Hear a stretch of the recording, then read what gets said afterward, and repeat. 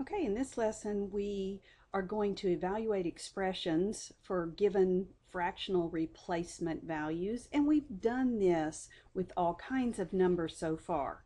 There is one example on this front page, but I'm going to talk through some examples over here.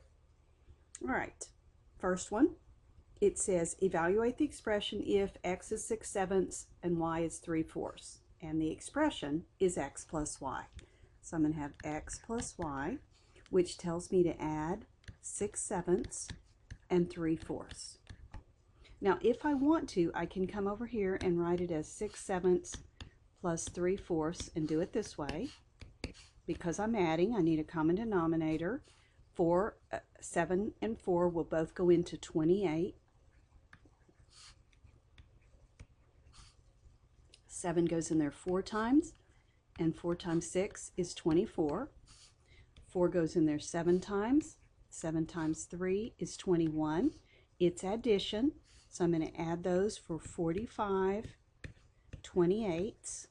Common factor? No, I don't think they have one, so I'm done. Leave it improper.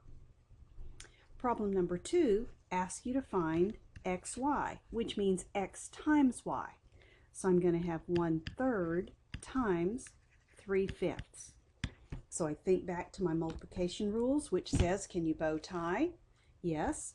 3 goes in there once, 3 goes in there once.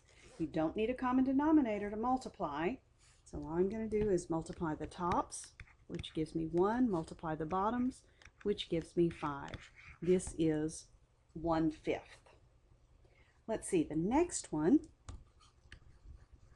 and the last one, because we're just going to do a few of these, says to evaluate 2y plus x. So I'm going to do some multiplication and I'm going to do some addition.